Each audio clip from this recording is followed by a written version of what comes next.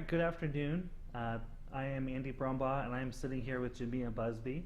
Jamiea was our top rookie agent of 2019.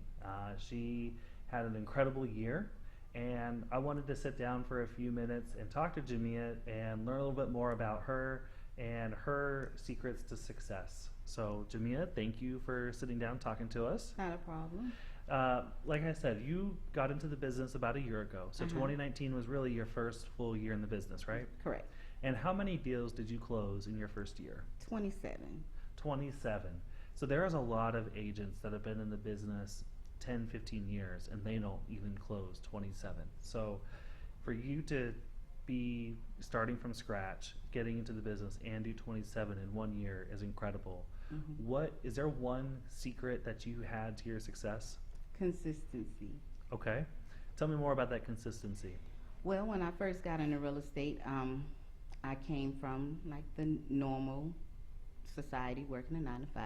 Okay. And when I got into real estate, I still had that train of thought to work a 9 to 5. So when I started my real estate, I based my real estate business 9 to 5.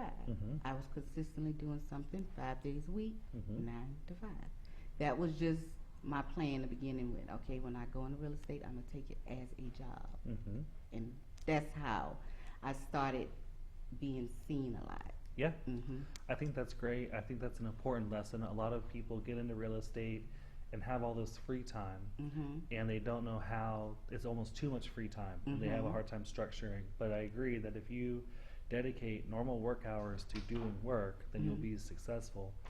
You know, getting into the business and not having a big background from Columbia in the past, what did you do to help get business and meet people to generate those leads? What I did is I started thinking, what would a potential, because I was focusing on buyers, what would a potential buyer want to see if they wanted to buy a house?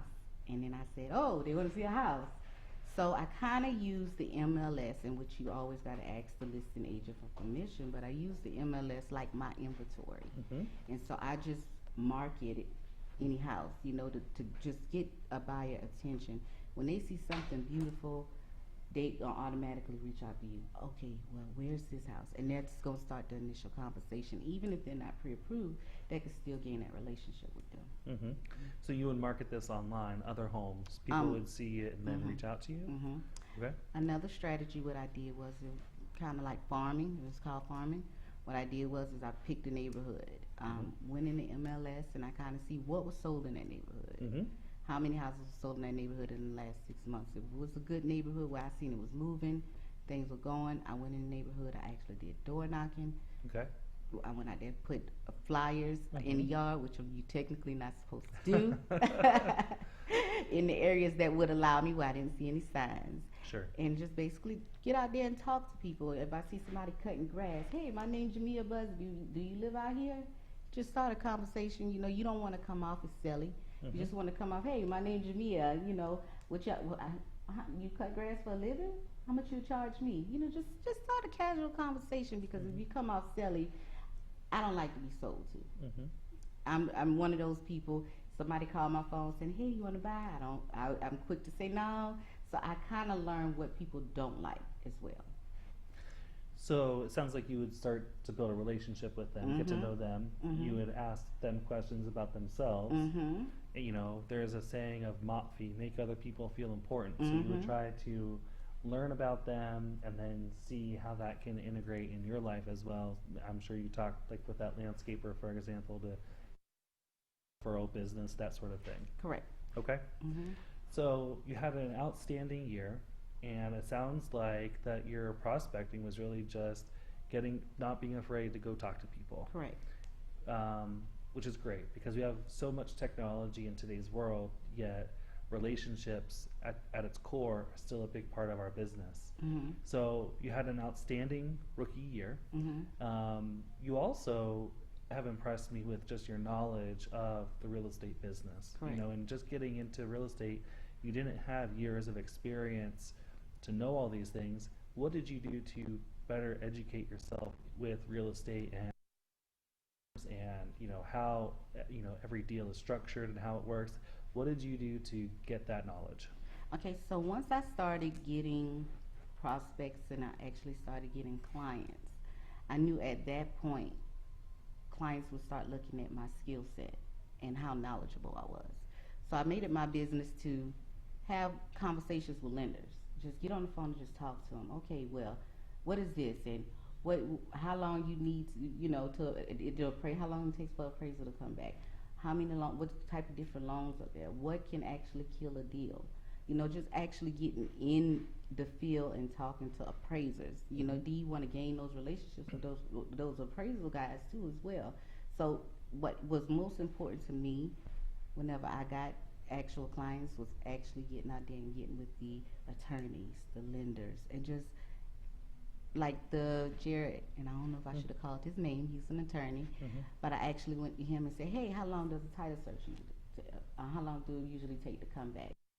List of a title search. Those are the things I wanted to know. For even though that's not my job, your client is always going to look at you as the resource. So they're going to want to make sure that you know everything that you're supposed to know, or they think you're supposed to know. So I went the extra mile just to find out from other resources. So it sounds like knowledge is important. Asking questions, getting out there, talking, not being a stranger, being willing to, being open to growing your network of people, and having good time management skills to be disciplined and working hard and consistently. I would probably emphasize the consistent part, just like you did, is that you can't do it for a day and then not the next day. Every day you have to show up and go to work. So you had a great first year in 2019. What are your goals for 2020 and beyond? 2020, I want to do at least volume wise. I want to do 10 to 15 million in sales, or 50 deals for my second year. And I know it's a high goal, but I set a high goal from the beginning, and I was surprised that I met it. But I'm setting 50 deals, or either 10, 15 million in volume, and I'm started off to a pretty good year. So let's see if we'll get. All right, guys. Well, you heard it here from Jamiea. 50 deals this year in year number 2, 10 million or more in volume. That's a great livelihood, right? It's more than just a job. That's truly a career. It's truly life changing. So congratulations to you, Jamiea, on all of your success in the past and what's to come. And I appreciate all of you taking a moment to listen to Jamia's story, and hopefully that'll help you with your career too.